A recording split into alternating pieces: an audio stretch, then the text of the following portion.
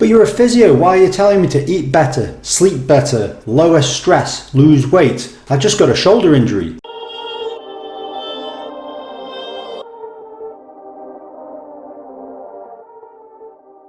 So yes, the human body is an intertwined concept. Everything interacts. Stress affects recovery, affects pain.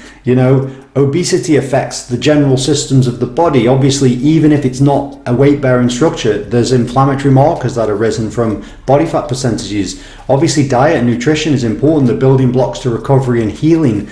All these things play their role within injury, and this is why as physios we often do discuss a wider variety of things. It isn't just narrowed focus onto the injury and nothing else. A lot of the time that injury is predisposed because of lifestyle factors. And what we're going to look at here is a research study that was looking at cardiovascular risk factors with regards to the relationship to injury. So here they looked at cardiovascular risk factors, and they were looking at the relationship of the likelihood of getting a shoulder injury, a rotator cuff tendinopathy in this case. So what were the risk factors that they were looking into? So there was smoking, there was obesity, there was diabetes, there was diet, and general lifestyle, sedentary lifestyles. These are all risk factors for cardiovascular health. But what about, do they relate to this rotator cuff tendinopathy?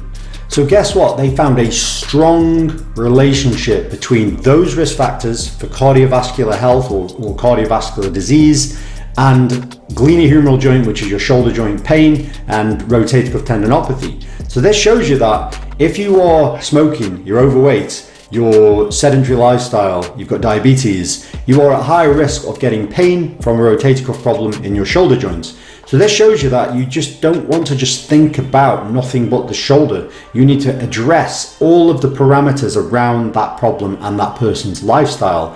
And if you only hone in on the shoulder and nothing else, you may well not get where you need to go with this. You've got to look at everything and put it all together. If you make a small difference here, a small difference there, and a small difference there, then overall that amounts to a bigger difference. And why wouldn't you want to anyway? At the end of the day, as a physio, we're looking at physiotherapy, so the physical therapy of the body.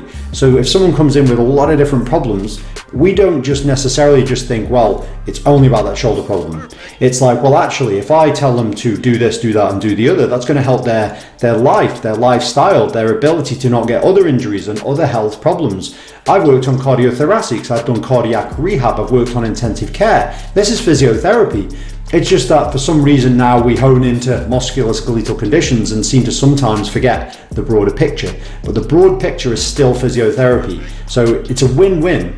Address the shoulder by addressing the shoulder, address the shoulder by addressing the risk factors around lifestyle, and also help their lifestyle and help other problems associated with that directly.